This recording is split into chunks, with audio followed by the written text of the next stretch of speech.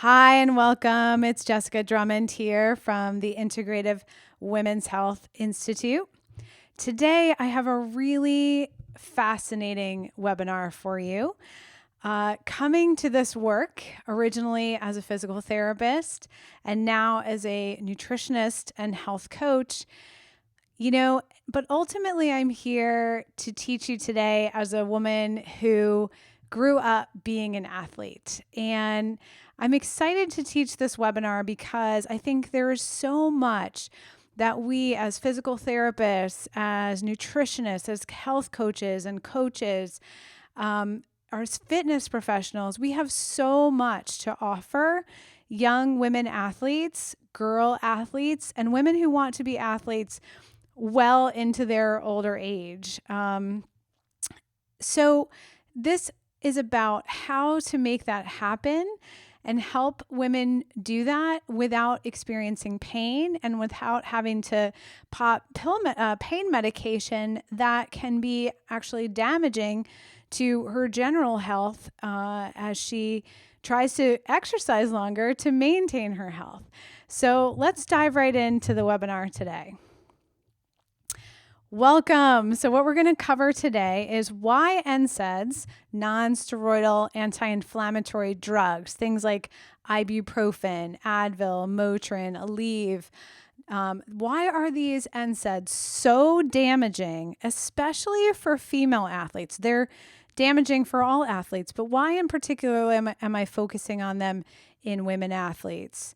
We're also going to talk about how to screen your female athlete clients for resilience using a number of different screening and health history tools.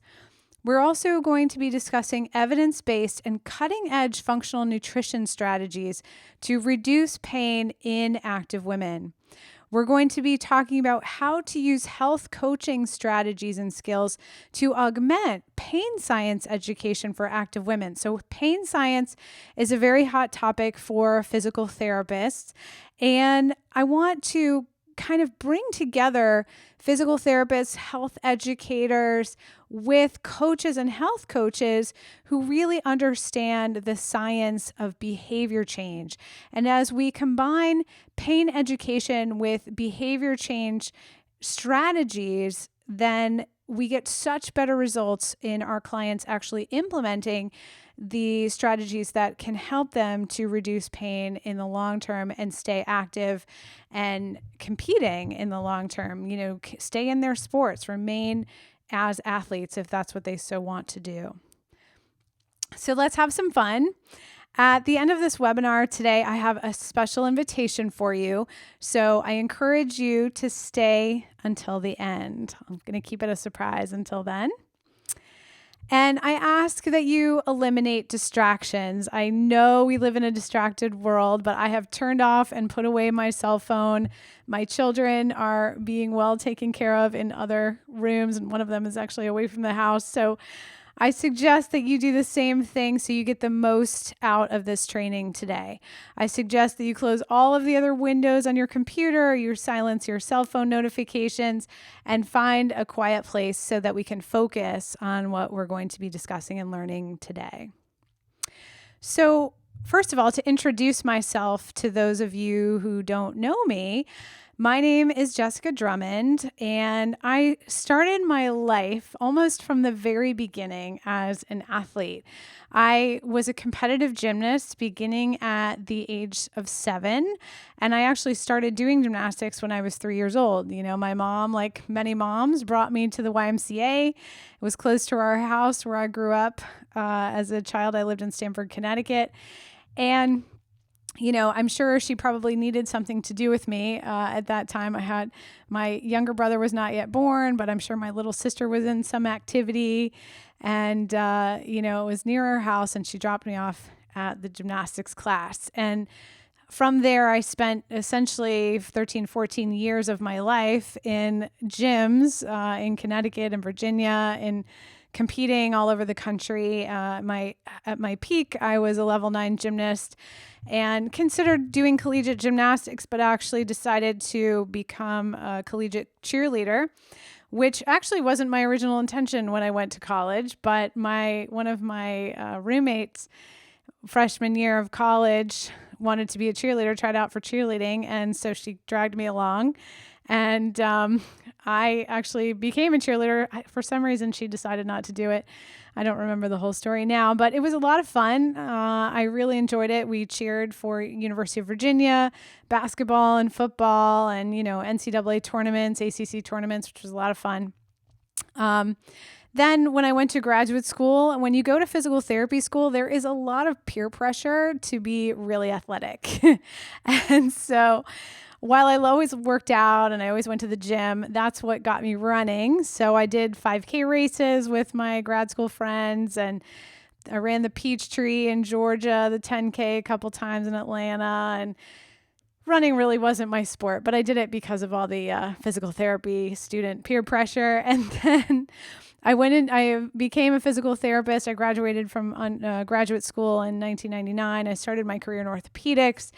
And pretty soon after doing orthopedics and sports, I specialized a few years into my practice. So I had a lot of training in manual therapy, and I worked with a lot of patients who were athletes, but also weekend warriors, post-surgical patients, all kinds of orthopedic injuries. I worked in a sports medicine clinic, but I also worked in a level 1 trauma center. So saw a lot and had a lot of great mentoring from other wonderful manual therapists those years.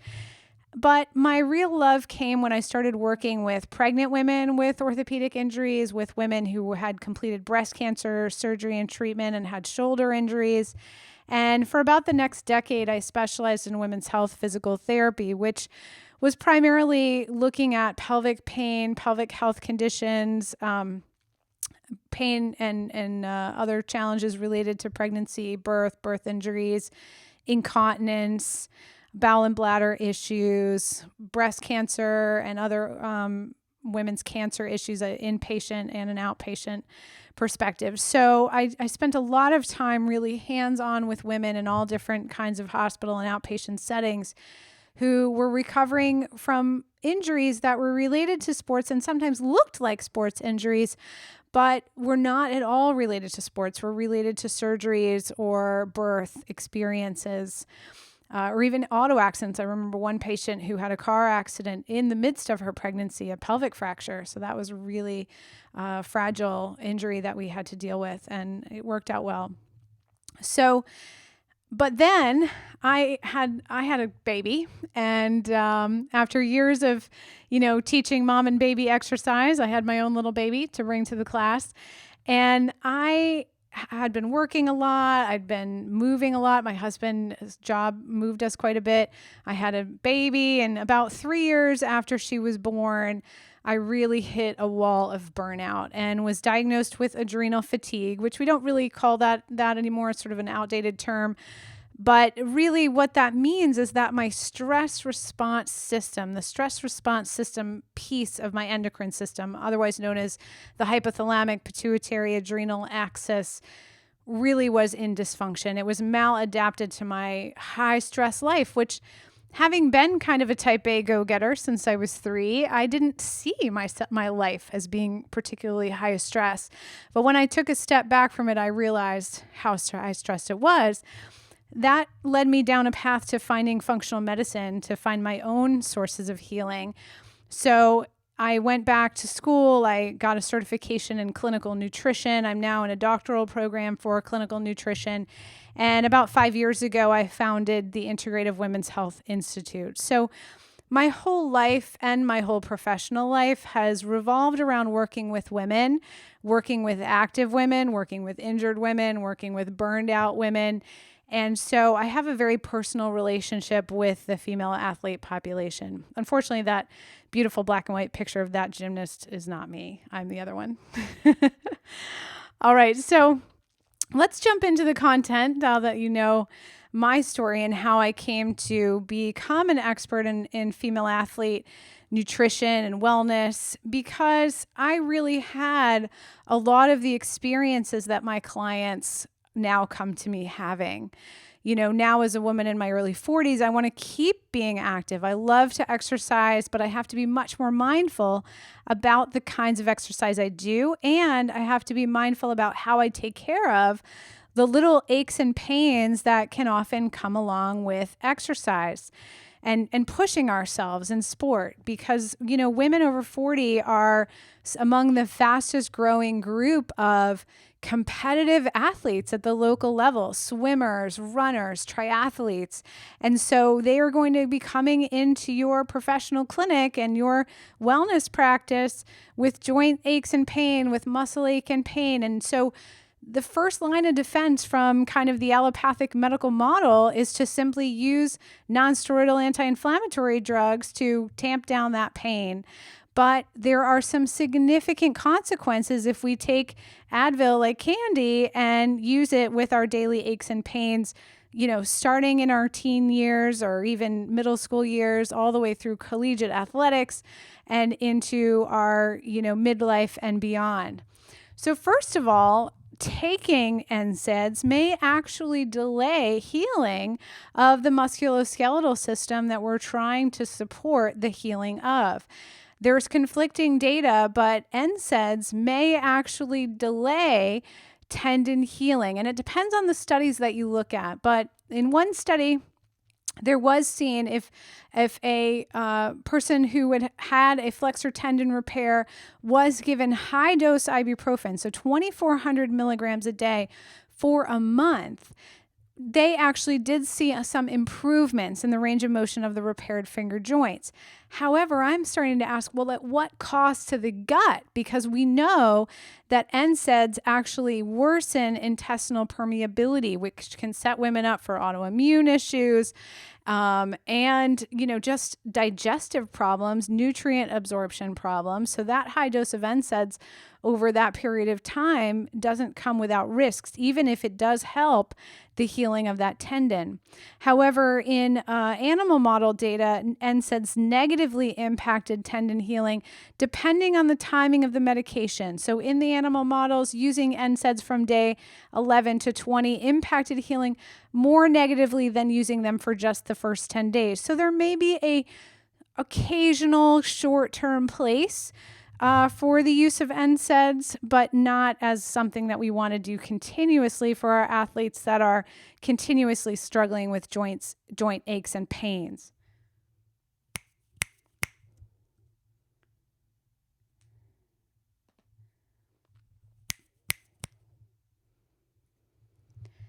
Additionally, we have good data that shows that NSAIDs can delay fracture healing and actually impair ossification, impair the healing of bones when people actually have stress fractures or other bone fractures.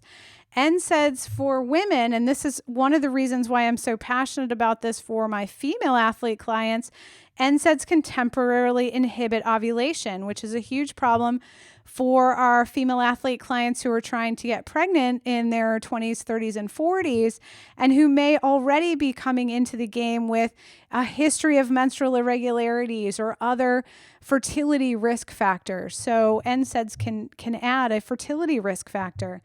NSAIDs absolutely damage the intestinal lining. And the more we start to understand about the essential nature of having a healthy gut microbiome, in fact, just yesterday, I read a fascinating study that patients in the ICU with lung disease have a problem with their intestinal microbiota, and the gut bacteria is actually in the lungs for some reason. So healthy gut bacteria and healthy intestinal lining is probably two of the most important foundations that anyone can have for their general health. So we know that NSAIDs damage the intestinal lining. Virtually all studies agree that all conventional NSAIDs increase intestinal permeability in the human within 24 hours of ingestion. So it's not just this high dose NSAIDs for a long period of time. And this is equally evident when they are taken for a long term. So let's come back to our female athletes. If using NSAIDs like candy is not the answer because of the significant risks, there are also cardiovascular risks to taking NSAIDs. What are our other options for helping our female athletes continue to be at the highest levels of performance that they want to reach, pushing the limits in their sport, enjoying being fit and active all through their lives. What do we need to start out by screening for in these athletes?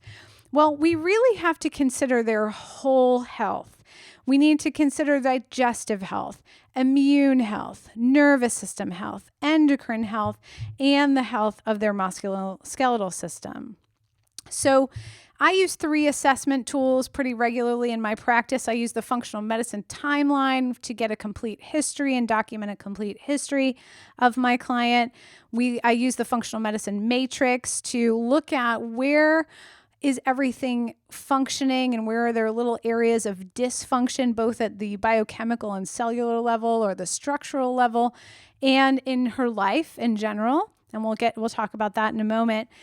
And I use the tool we developed in the health coaching program that I teach here at the Integrative Women's Health Institute, the Holistic Women's Health Assessment, because each woman is not her injury. She is a whole person. So we'll talk about how I use these in a case study in a few minutes. But, when we are coming from the perspective of functional medicine, we are thinking about a client's whole life history. So was she breastfed? Was her mother under a significant amount of stress when she was pregnant? Was she born vaginally or by C-section? I just mentioned how essential a healthy gut microbiome is. And the more we're learning about that, and a baby, so that your client's gut microbiome began to be established at birth and slightly before, but mostly at birth. And if she was a C-section baby, her gut microbiome may not be as robust as if she was vaginal delivery. And again, it also depends on her mom's health. It depends on if she was breastfed. It depends on her early food. It depends on everything, whether she had a dog or not, right? We want to also look at, was she, sickly throughout her life? Was she a really early competitive athlete who had lots of stress fractures or lots of ear infections or lots of colds and flus or menstrual irregularities, starting in her tween and teen years? So we need to look at the history when we're thinking about the patient that's standing in front of us and what she brings to the table in terms of resilience through her whole life. We also want to consider each system from a more biochemical and physiologic aspect. So things like defense and repair. Is her immune system strong, or does she get sick all the time? Does she have food sensitivities? Her structural integrity. Has she had a lot of orthopedic injuries during her life as an athlete? Has she had fractures and sprains? And, has she had multiple surgeries? And when we talk about things like assimilation, is she able to well absorb nutrients, or has she been taking NSAIDs like candy for decades and she has a really irritated intestinal lining or an increased permeability in her intestinal lining? But not only that, but is she assimilating into her life now? Maybe she just moved. Maybe she's on a new sports team. Maybe she has a new coach. Maybe she got a recent divorce. So there are issues involving all of these systems that are very cellular, and there are issues in all of these systems that are very macro and have to do a lot more with her lifestyle than her physiology. So we look at each whole person. Antecedents are things like history or things like, she maybe had a birth issue or was very sick as a child or had menstrual irregularities, in her early teens. The trigger is something that has triggered this particular issue that you're looking at with this client or patient in the moment. And mediators are things that may be maintaining the problem. She continues to work at a very high stress job, or she continues to perform in a sport that really drains her emotionally, or she continues to eat a really poor diet. And how is her lifestyle? Is she getting good quality sleep? How is her exercise feel nourishing and invigorating, or does it feel depleting and punishing? What kind of nutrition plan is she on? Is it nutrient dense? Does she have food sensitivities? Is her food inflaming her? Is she under a lot of stress, either having to do with her sport or other life stressors? Maybe she's a collegiate athlete and she's struggling with her academics. And how are her relationships with her coach, with her family, and so forth. And then from a whole woman perspective, is she full? Does she have a positive perspective on her health, on her recovery, on her life? Is she have a positive perspective regarding connection, good support networks, great friends, supportive family, supportive healthcare team? How full is her nourishment, or is she restricting, trying to lose weight, worried about body image issues? How physically strong does she feel? What kinds of resilience does she have when it comes to strength in other areas? Does she have financial resources, supportive family and friends, emotional strength? So we really look at all of these categories very holistically, and I'll get into more specifics in a moment. When I look at this assessment tool with my patients, I say to them, our resilience is only as strong, only as rich as our porous domain. So we can't neglect any of these areas over time.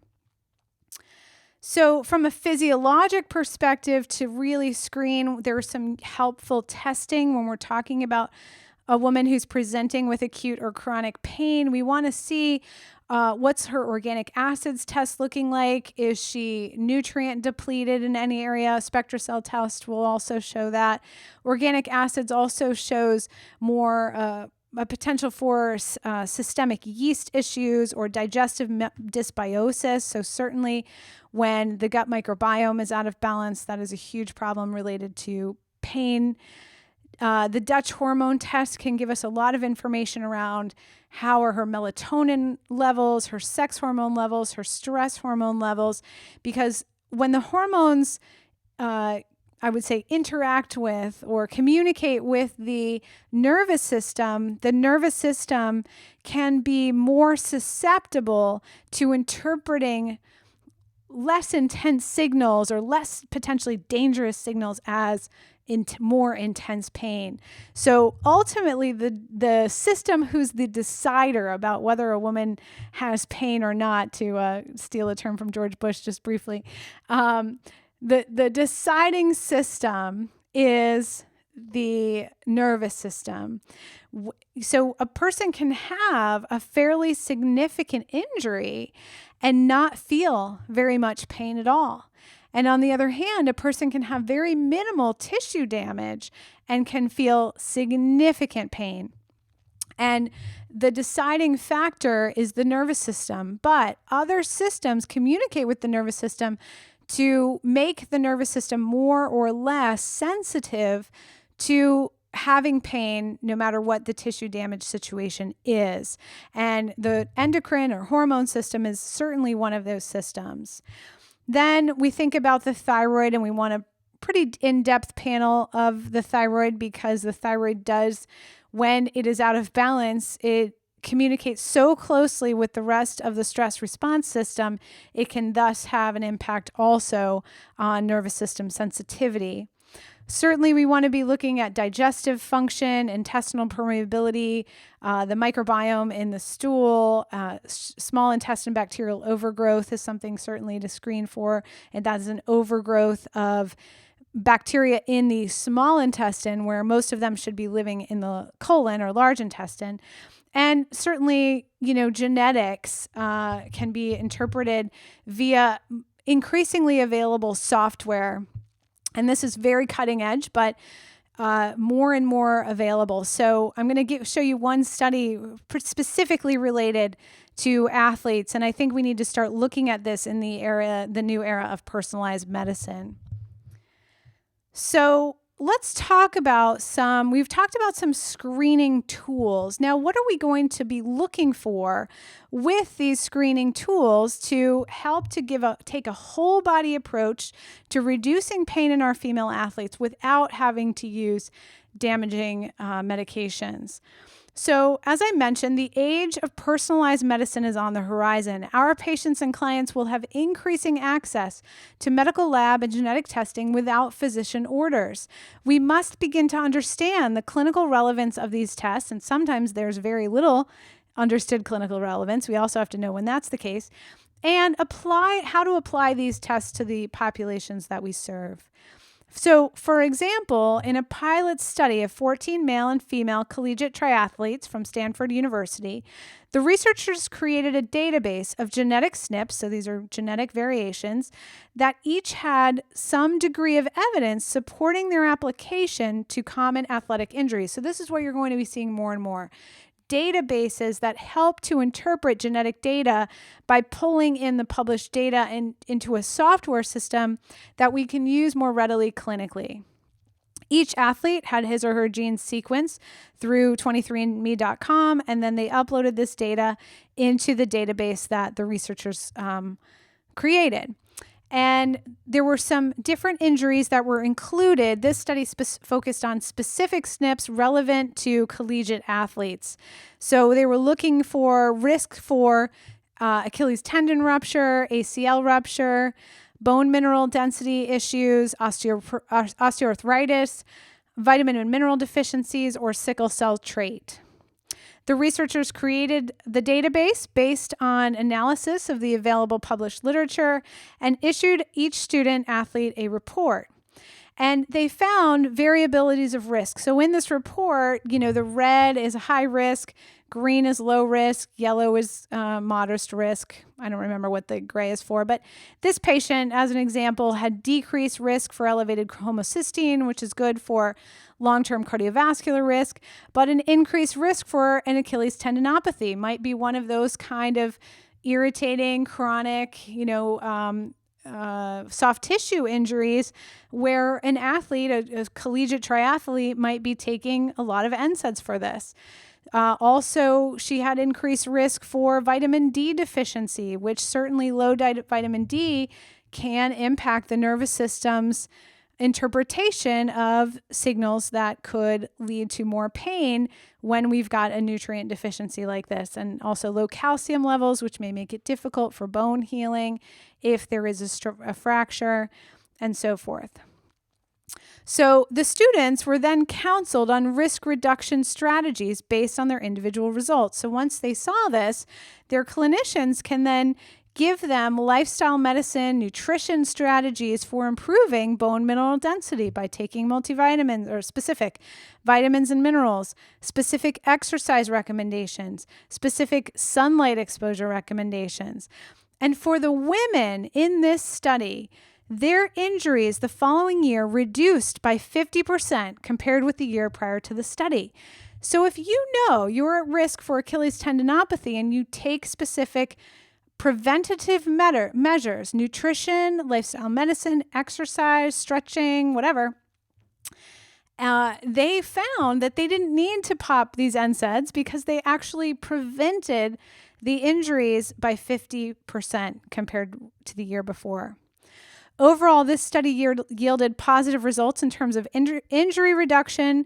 The athletes tended to be motivated to follow the specific nutrition and exercise recommendations because they had these specific reports that were kind of triggering that motivation. And they often chose to share the data with their coaches, doctors, and families.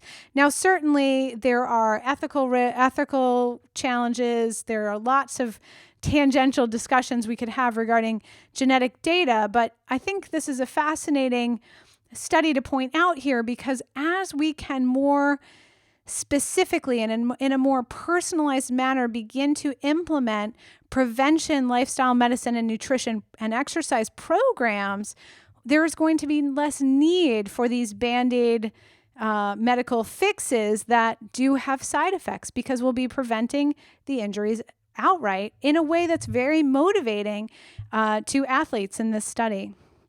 So when we think about, okay, what are our strategies? Well, certainly there are key supplemental nutrients and herbs for female athletes. However, before we get into what those are, in each individual case, you have to look at each case as a personalized individual case. What is that client? What is that patient's dietary foundation? As I always say, you cannot exercise and you cannot supplement your way out of a bad diet. So here's one study that looked at high-level athletes, 67 rhythmic gymnasts. They were on average about 18 years old, high performance level, training nearly 40 hours a week, over 36 hours per week. 60% of these women had already menstruated, but the age of menarche was delayed to an average of about 15 years old.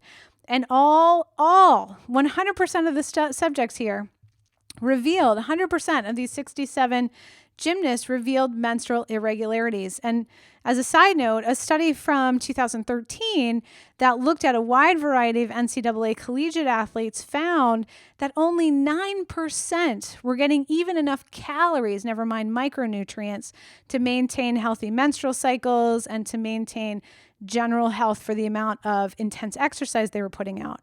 A study in Australia a couple of years earlier of very high-level Olympic athletes, same problem. Only about 60% were even getting adequate calories. And, anything from a range of about 20 to 50% of those athletes, when they looked deeper, they found very significant micronutrient deficiencies. So they weren't getting enough, folic acid and iron and calcium. So our highest level athletes of all ages are not getting enough nutrition. You need to support this intense exercise with very specific personalized nutrition programs.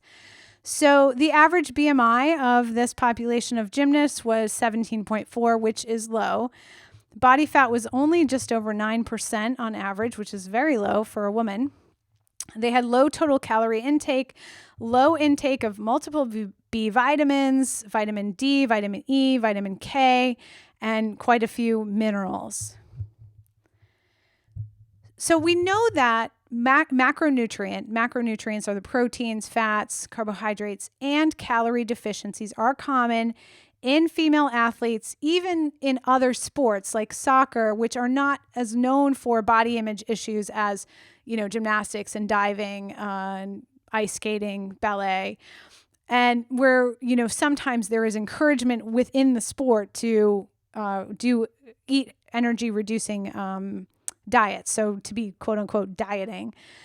And the problem was, even in this soccer population where there were, the women that they were looking at, the athletes in this study were female soccer players. So they weren't really dealing with as much body image challenge. They weren't really dealing with as much of a pressure to be thin, other than, of course, the intense societal pressure to be thin that rests on essentially every woman in the Western world.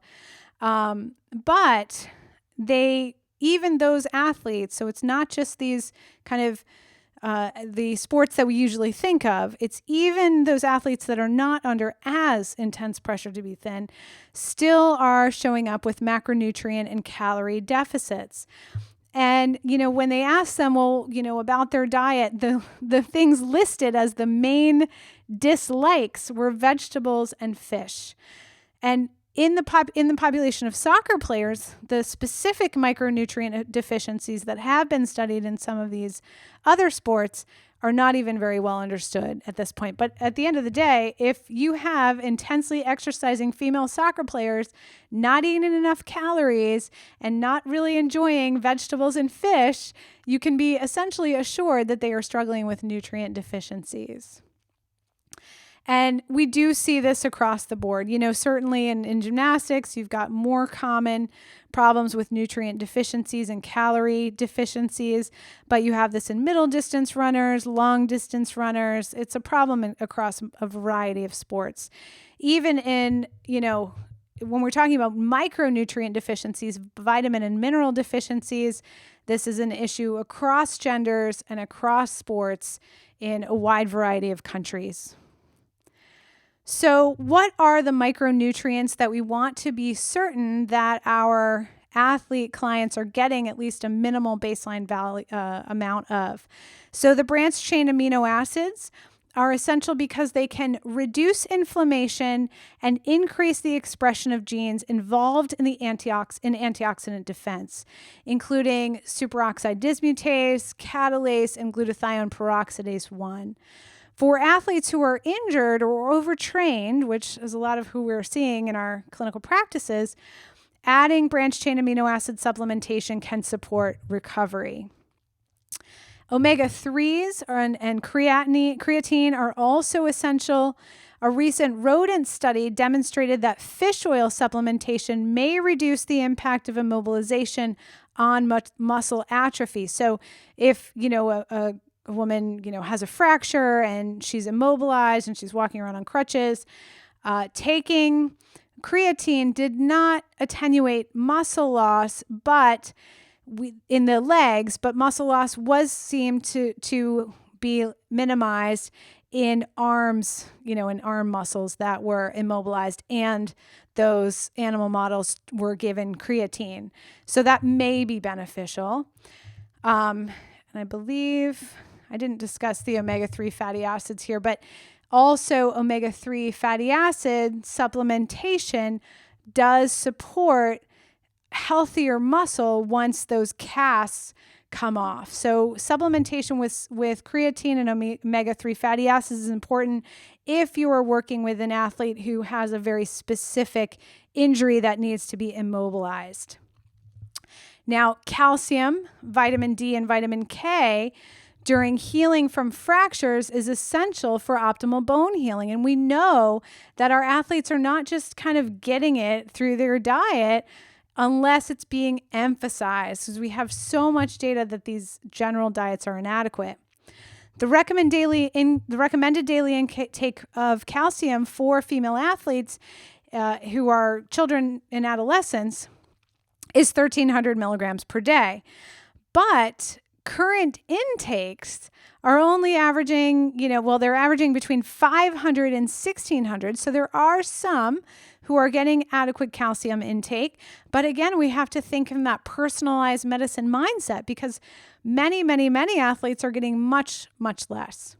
And ideally, this is one of those micronutrients that our clients want to be getting from primarily food sources, because calcium supplementation carries some cardiovascular risks, especially if it's not balanced with other minerals such as magnesium. Estrogen is also essential for bone health in premenopausal female athletes, both because it can slow bone resorption and can actually stimulate its formation. Female athletes who are having these menstrual irregularities have an increased rate of osteopenia and fracture. So that's a huge red flag when we've got young women having stress fractures. Also, some herbal supplements that support the health of the endocrine and hormone system, such as Chaste Tree Vitex, can actually help with bone recovery. So in this study, there were 64 women aged 20 to 45 years old. They had just had ORIF surgery, and they were randomized to several different groups. In one group, they were given Chaste Tree Vitex plus magnesium. And then another group 2 was given just the Chaste Tree Vitex. Group 3 was given just magnesium, and group 4 was given just a placebo.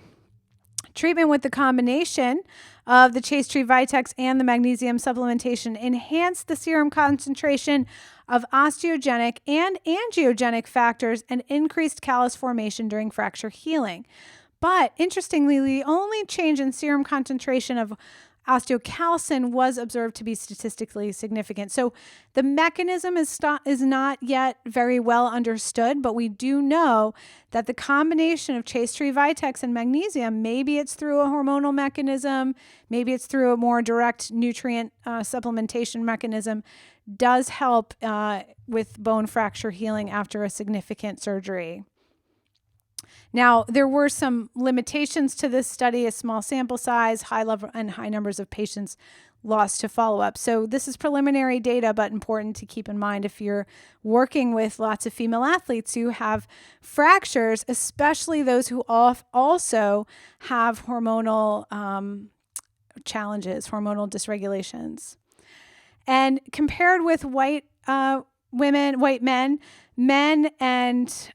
compared with white men, all women, and in particular minority women, are at higher risk for deficiencies of vitamin D3.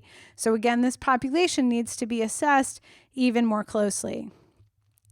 So, and again, D3 is essential for reducing the impacts of injury in female athletes. So in this study, 14 recreational athletes performed intense exercise on one leg, and then the other leg served as the control. Vitamin D concentrations inversely predicted muscular weakness in the control leg immediately, muscular weakness in general, that control leg versus the exercise leg peak force, immediately and for days after exercise. So higher vitamin D levels before exercise may reduce post-exercise weakness for several days, up to 3 days in this study. Vitamin D is essential for bone health because its effect on calcium absorption. Calcium absorption is approximately 10 to 15% in the vitamin D deficient state and above 30% when serum vitamin D concentrations is at least 30 nanograms per milliliter. So really depleted levels of calcium and vitamin D are much, much worse than even low sufficient levels. But if we get our athletes up into the optimal ranges, it's even better. There's almost a 50% reduction in the incidence of stress fractures in girls who participated in a high impact activity in the highest quintile of vitamin D intake. So if girls that are up in those optimal ranges of vitamin D have almost a 50% reduction in stress fracture risk. And this is really important because up to 20% of all injuries treated in sports medicine clinics are stress fractures, and women have stress fractures at a greater rate than men and boys. 9% of female military recruits versus just 3% of male military recruits, nearly 10% of female athletes compared with just over 6% of male athletes. So anytime one of your clients presents with a stress fracture, even if you are not, the primary clinician involved there, you want to be screening her from your perspective for what we call relative energy deficiency in sports. It's an expanded term that expands upon the definition of the female athlete triad for many reasons. Number one, it's not always just women. We're talking about women today in this lecture, but this is not always just women. And it encompasses more than just fracture, eating disorder, and menstrual irregularities. That was the original definition of female athlete triad. We're now seeing that there are cardiovascular effects, there are mental health effects, there are effects on performance, there are effects to the bone, there are effects to the hormone system that are not just transient, that can be long-term and lifelong. So a detailed medical history is essential in any girl that presents with a stress fracture, including her dietary practices, her weight fluctuations, her energy intake. Is she getting enough calories? Is she getting enough nutrition? What's her micronutrient intake? Her menstrual history, her current menstrual status, her BMI. Is she having any signs of bradycardia or orthostatic hypotension? I would also suggest asking about her sleep, asking about how much joy she's having with her sport, asking her about her support network, how much pressure she's under to perform in her sport or to perform at school or to perform at work. We have to look at the whole woman. How much does she love her sport, or is she just sick of it at this point? In a study examining male Finnish military recruits, found vitamin D status to be a significant determinant of max peak bone mass. So don't forget, girls have this opportunity to build up peak bone mass until about their early 20s, and that's it. If they don't do it, and we see this in men, but it's just as important in women, if they don't do it, if they're not getting enough vitamin D in that critical time when they have to build peak bone mass in their tweens, teens, early 20s, they are going to be at higher risk for stress fractures or any fractures in the longer term.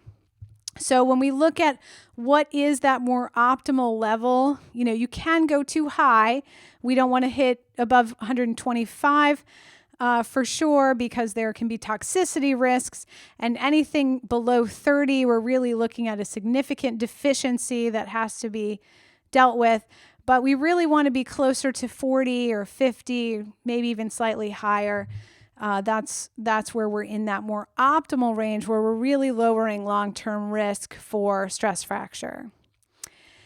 Finally, we also want to talk about another category of nutrients that is essential in this population, that is antioxidants. So physical exercise causes oxidative stress, and this is a good thing. Essentially, you're causing a minor kind of controlled stress on the body so that the body systems are triggered to respond to that and become more robust.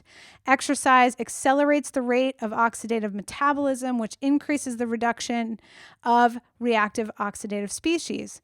Oxidative stress is the imbalance between the generation of ROS and the antioxidant defense capacity of the body. Some oxidative stress is, as I said, valuable to system resilience in the female athlete. The problem is when it tips too far out of balance. So not all oxidative stress is bad.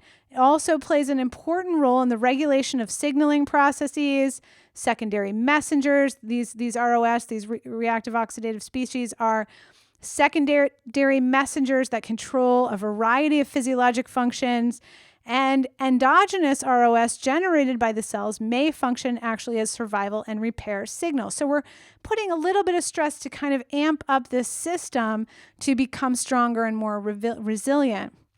But in any particular athlete that you're dealing with in your practice, you want to be looking for, does this specific athlete have sufficient antioxidant availability? That's why that organic acids testing or spectra cell testing can be so informative.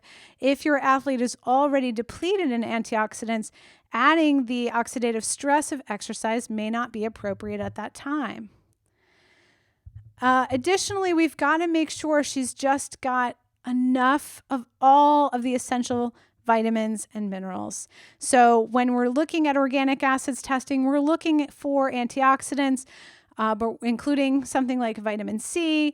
But vitamin C is also essential for synthesis of collagen. So if there is a soft tissue injury, ligament, joint injury, there's no clear evidence of the necessity of high-dose micronutrient intakes during injury recovery, but we have to keep in mind that unless you've done this screening in sort of a pre-sports or a yearly sports screening session, we don't know if that athlete is coming in with micronutrient deficiencies.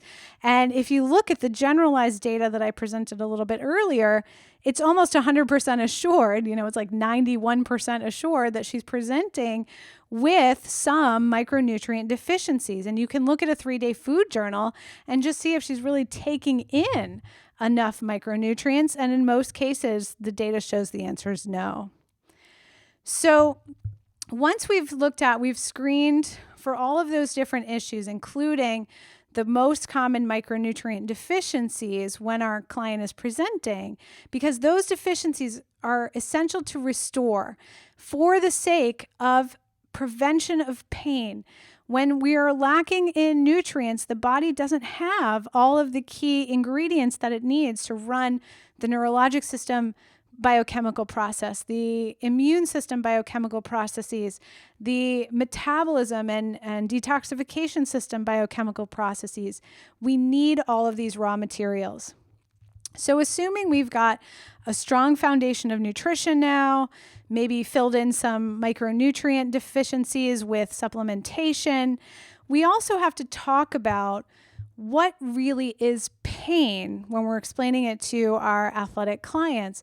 We don't want them to ignore pain because pain can be a useful signal for reminding us that it's time to have some restorative time. Maybe they are overtraining. Maybe they've pushed too hard. Maybe they're on the cusp of injury. Maybe it's the wrong time in their menstrual cycle to be pushing this hard.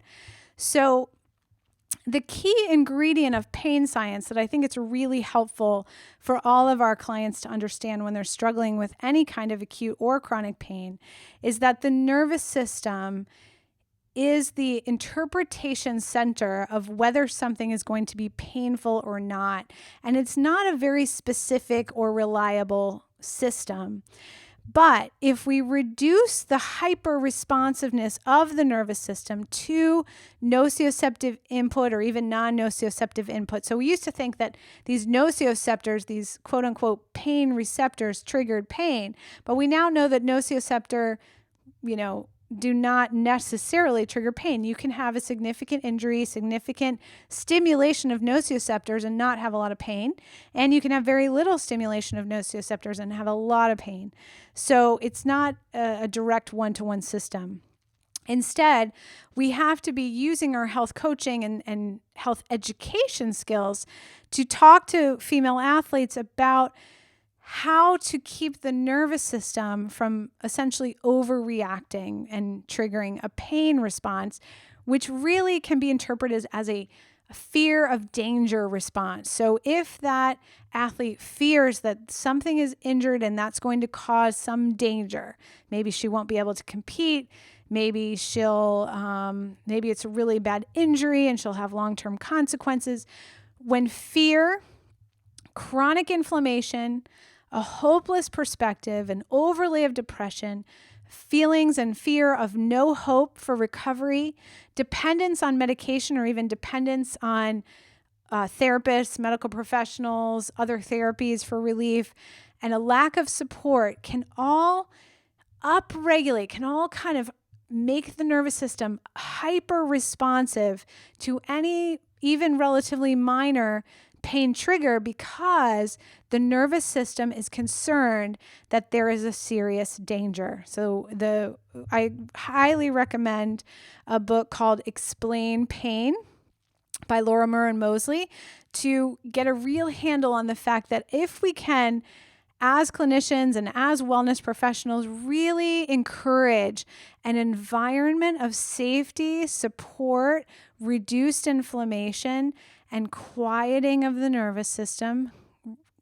nice health of fluid flow, nice relaxation of muscles, an environment of safety within that client or patient's body and within her environment and the people around her, the likelihood that her pain will be extreme and or unrelenting or long-term or become chronic or stay chronic is very much reduced. So things that can help induce that safety in the nervous system sensation are optimism, our nervous system calming. So things like meditation and breath work, self-care, exercise, nutrition, sleep, having a brilliant support network, eating an anti-inflammatory diet, which may for each woman be different.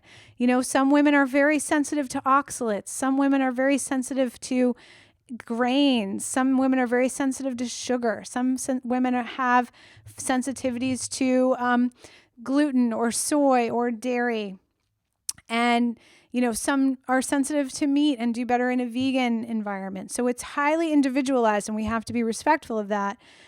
Herbs are very anti-inflammatory and can be helpful. Exposure to nature is anti-inflammatory and can be helpful. So all of these categories of things help contribute to an environment where pain is less intense, less chronic, and even less likely. So health coaching can augment this pain science by helping each individual client or patient to set a vision for her recovery goals, to set a vision for her life goals and her health goals and her performance goals. And then we coach that client to take baby steps to reach her particular goals. As coaches, we hold athletes accountable to her goals, not her coach's goals, not her mother's goals, not her teammates' goals, her goals. Awareness, we bring awareness to her values and her values conflicts. Maybe she really is feeling fatigued and is ready to take a break from her sport, but she's inches away from getting a college scholarship and she needs that funding to go to college. There are some real essential values conflicts that we need to address to help women optimize their health in an environment of pressure. Health coaches provide a safe space for non-judgmental, mindful listening and communication, respect for the intuition and innate healing wisdom of each individual woman. And we support those without serious mental health challenges to be challenged by pushing them out of their comfort zones a bit to reach for their goals, not the goals of others. And we support our clients as health coaches to learn to build resources, webs of support, physical resilience, and emotional resilience. Resources are so many things. If we broaden the idea of resources and we help women to accept and receive those resources, they really can do so much more with that support and have their body feel more safe, which does reduce pain. And let me talk about a quick study that I'm going to get to a case in a few moments here. But we have some interesting data in a population of collegiate athletes that using these health coaching type skills under a cognitive behavioral stress management program really does impact the health of these athletes. So the components of this cognitive behavioral program provided a rationale for behavior change. So at the core, health coaches are experts in behavior change. And I believe that every clinician, every nutritionist, every physical therapist, every physician, every occupational therapist, every nurse, every clinician should have health coaching skills because we always need to be communicating with our clients in a way that supports healthy behavior change.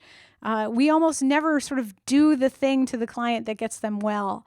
They get themselves well in an environment of support.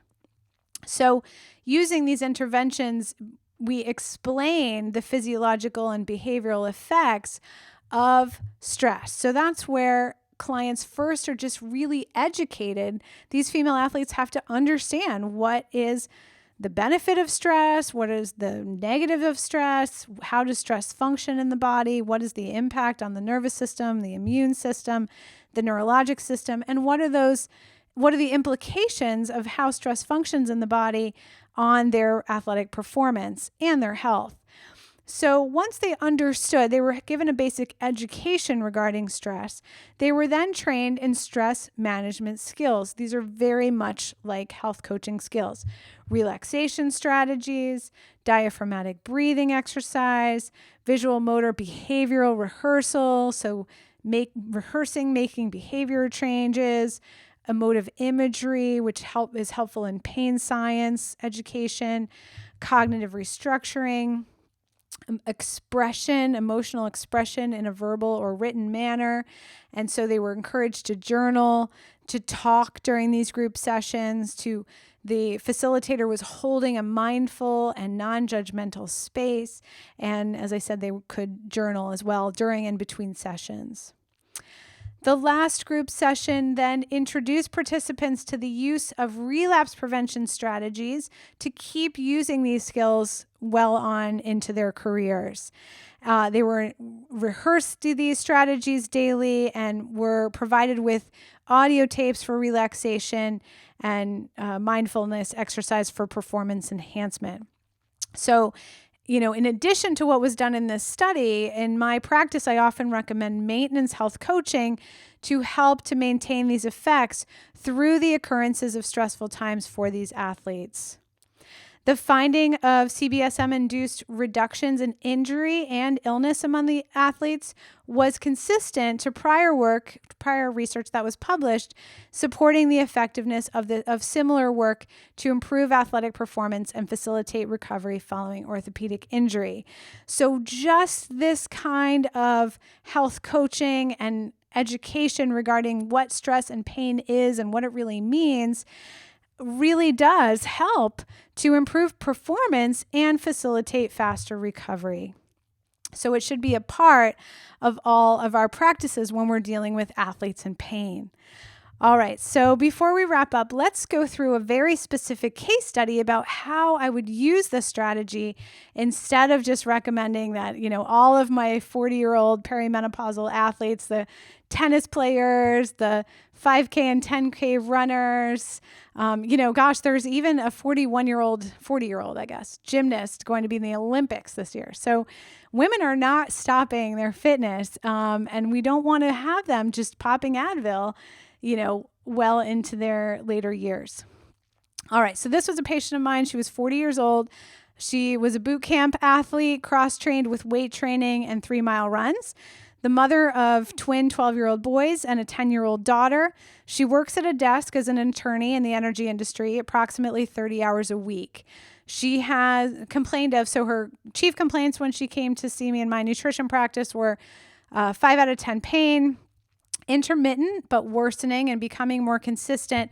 It was in her right hip and sciatic nerve and all the way down her right lower leg. She would wake up in the morning with joint pain in both of her hands most days. Both of her knees had begun hurting after exercise over the past few months. And she was really starting, we talk about the importance of perspective and optimism. And she was like, it was like, oh, I've just hit 40. And now that I've hit 40, I've got chronic pain and it's just going to get worse. And now I'm getting older and I'm worried about I'm just worried about when I'm going to hurt. And I'm starting to fear exercise. I'm just not sure what's healthy for me to do anymore. Maybe I should just take up yoga or swimming or give it up altogether. She was in a very fearful and kind of frustrated place about her age and its potential impact on her ability to be an athlete. So to give you some background, her family history, her mother, who was still alive, had a history of osteoporosis. Her father, who was also still alive, had heart disease and a heart attack in his 50s. She has one sibling with depression. She was born vaginally. She was breastfed. She has a history of chronic allergies as a child and was given multiple antibiotics for ear infections as a child. She played soccer through high school, collegiate club soccer, running, and weight training, throughout her adolescence and childhood. The trigger in this case, why she decided to see me at that time, what triggered her back pain especially, was she had an intense work project and she was sitting at a desk for 50 to 60 hours per week. Normally she works more part-time, but she had a big project. So she did that for about a month. And so she was only exercising intermittently, but she did spend one weekend that month doing like a team outdoor kind of race where they were trail running and hiking, and there were like obstacles and short distance swimming in a lake and camping. It sounds like it was a lot of fun, but it was kind of stuck in the middle of this intense work week, and she hadn't really been training for it, right up to that moment. But this was a woman who was in very good physical shape, so it was fine. So again, we look at her triggers. She seemed to have a good birth experience, was breastfed, but then was on a lot of antibiotics as a child. So that's going to impact her digestive microbiome. She had a lot of allergies as a child. So we start thinking, how upregulated is her immune function? And she had these triggers of her extra work, sitting at a desk for long hours and doing kind of a strenuous athletic event right in the middle of it without really consistent training at the time. She presented eating a quote-unquote healthy diet. She did eat vegetables, but she wasn't restricting anything. She had a lot of sugar cravings, especially around her cycle. She did like vegetables, does not like fish, wakes up with coffee, drinks 5 to 7 glasses of wine per week. She says she hadn't slept through the night since the birth of her twins, who are, I think, 12 now. So she says she's always tired upon waking, but she has 1 cup of coffee, gets going, and has decent energy through the day. She has a history of mild to moderate anxiety. She uses wine to self-soothe. She has moderate work and financial stress, but she does have a supportive family, close friends.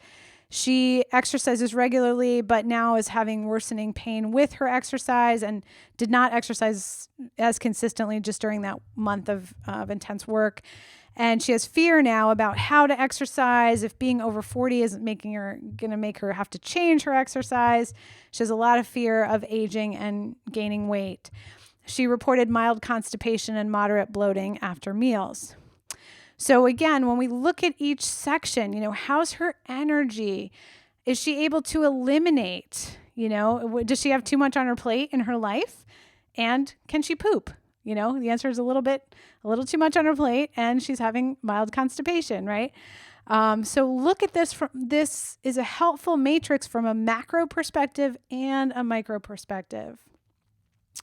When we look at the holistic women's health assessment, her perspective was quite optimistic with some fear of aging. So 7 out of 10, good support network for connection, good support network of family and friends.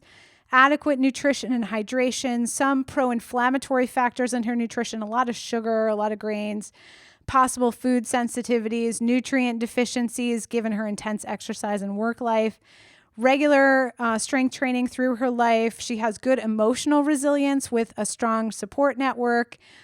Her contribution, she would like to be more present with her family. She said she's always feeling like she's running. She's running to work. She's running to their activities. She's driving them around. She's trying to exercise sometimes.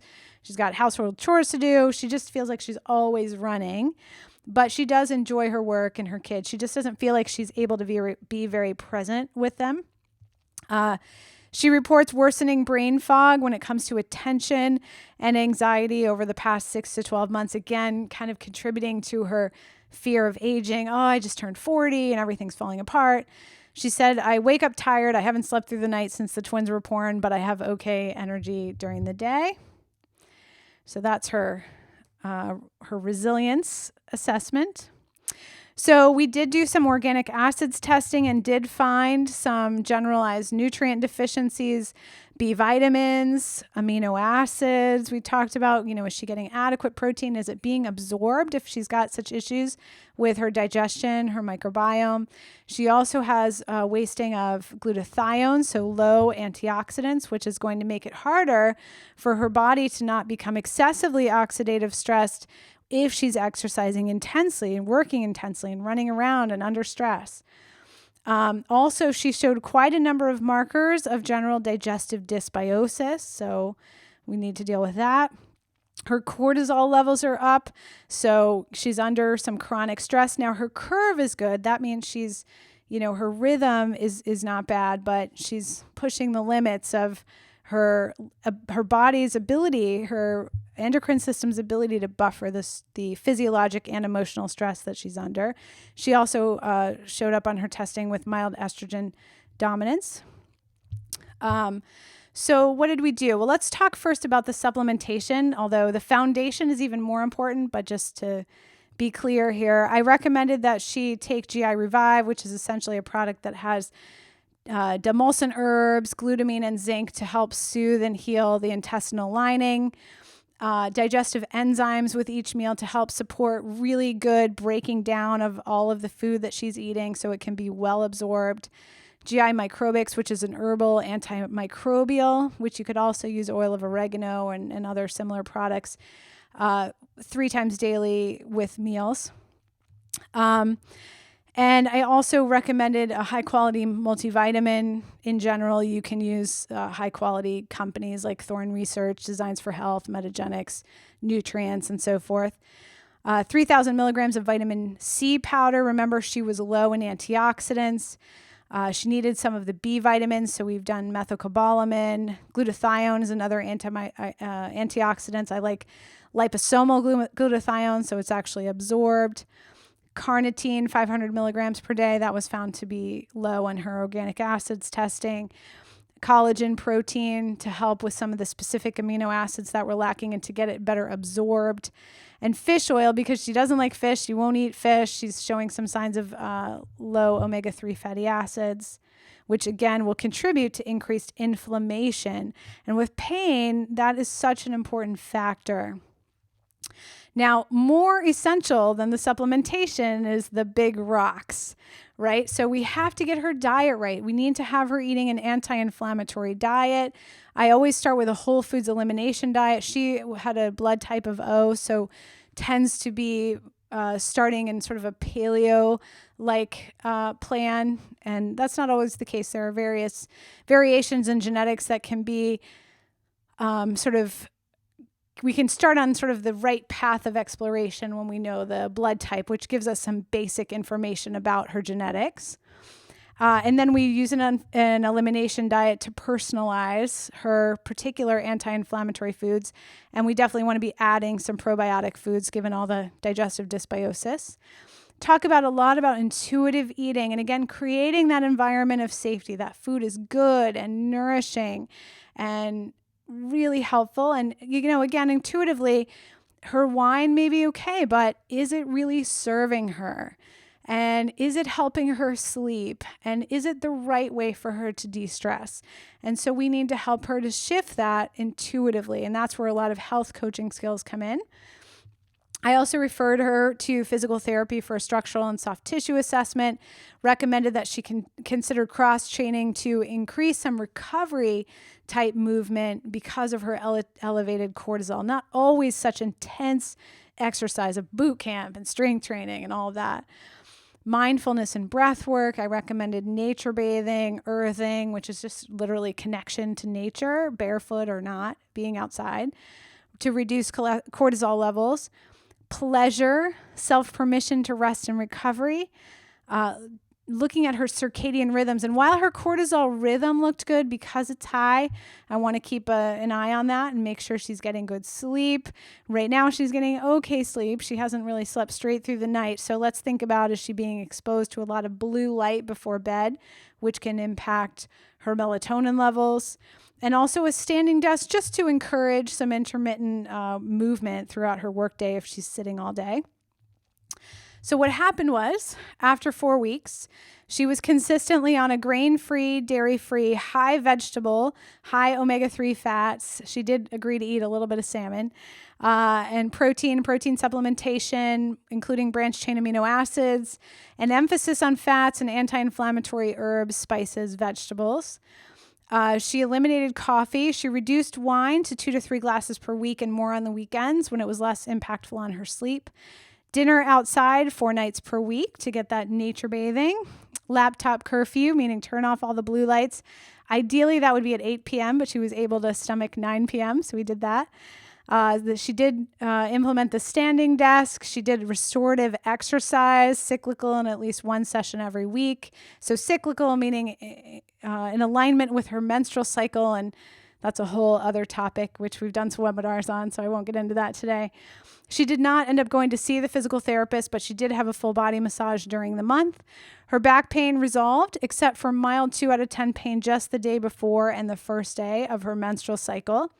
Her hand pain completely resolved, and her bilateral knee pain reduced to 2 to 3 out of 10 after heavy weight training workouts only. So that may continue to improve depending on strength. She may, still benefit from PT for some alignment with how she is doing her heavy strength training, and if it's, her alignment's not ideal. So in conclusion, my whole theory is that as we support female athletes from childhood through pregnancies, through perimenopause, through puberty, all the way through old age, NSAIDs, just kind of quieting the pain when it pops up, is not the answer.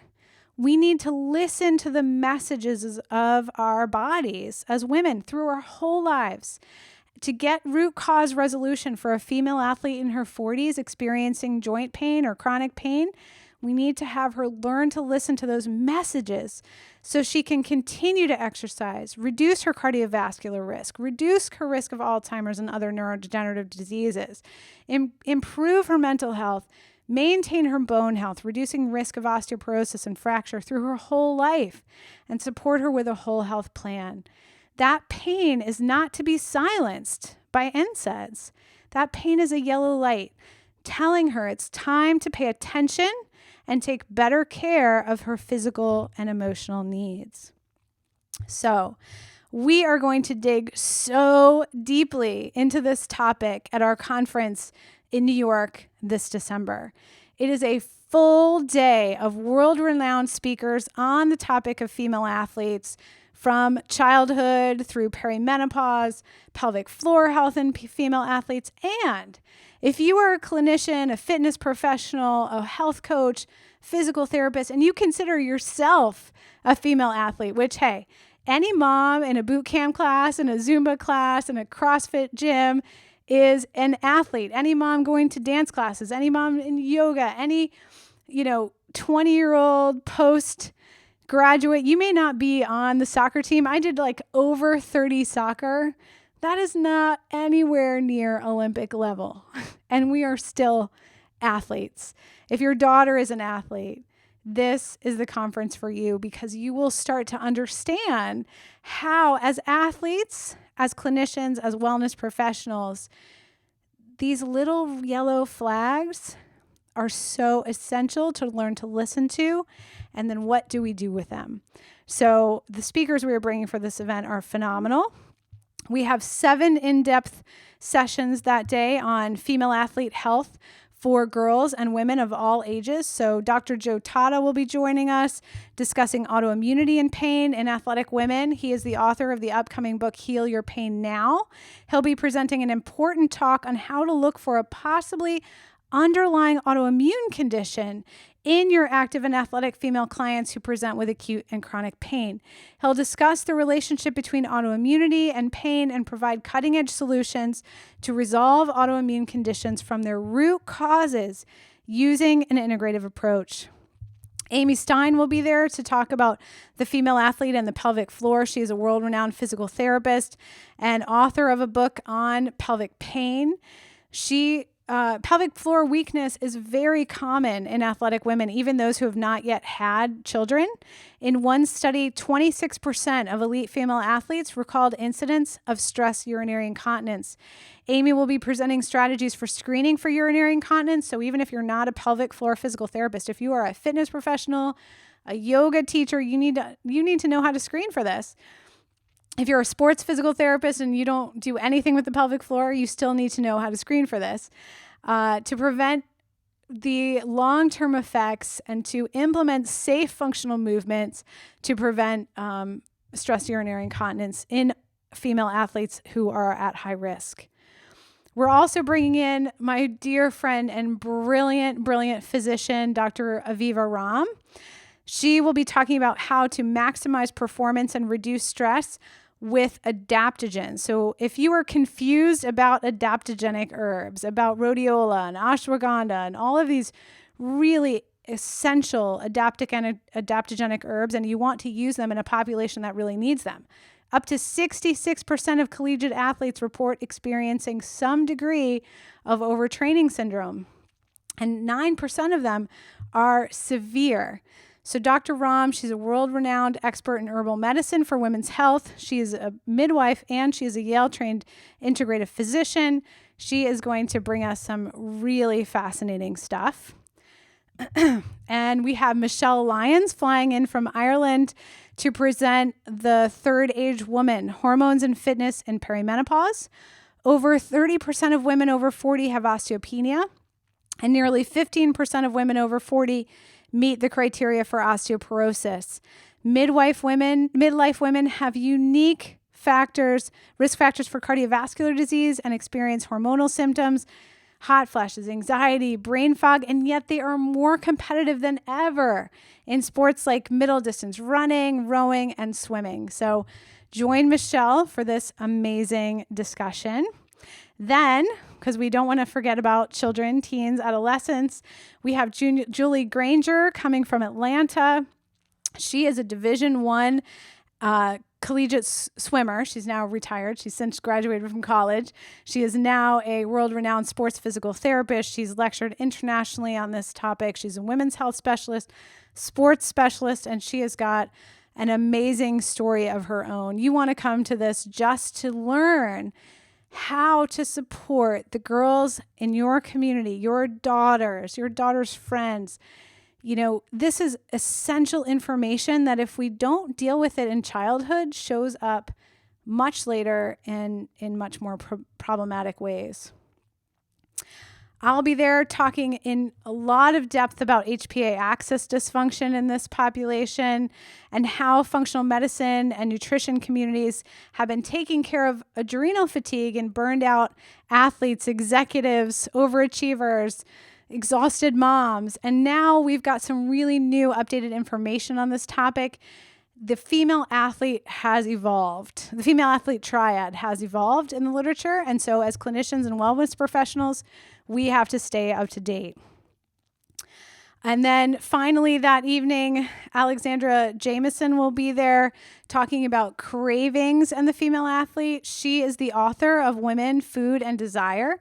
She shares her insights on why driven, intensely active women crave certain foods and struggle with eating disorders at a significantly higher rate than women in the general population. She'll discuss strategies for practitioners to understand and address the underlying cravings that can lead active women down a path of developing an unhealthy relationship with food. And Alexandra is again, world-renowned speaker, author. Her book has been published in multiple countries. So you will love every single one of these sessions. Plus, you'll have the opportunity to spend all day Sunday with us learning valuable business and marketing skills so that you can reach more female athlete clients and patients to grow your practice. Also on Saturday night, we'll be having a party, and you'll learn all about that when you click over to the page. So you can register for this conference by visiting wiwhlive.com. It's Women in Women's Health Live.com, wiwhlive.com. And if you register on or before October 5th, you will receive the early bird rate, $300 off the conference registration for the full weekend, including the party. Come and meet the speakers. This is a small, intense conference where you'll have the opportunity to really ask questions, to bring your tough cases, to get to know one another, to get to know the speakers. It's an intimate event that's going to be so much fun. Thank you so much for joining me today. It was an honor to be here with you, and I cannot wait to meet you in December. See you there.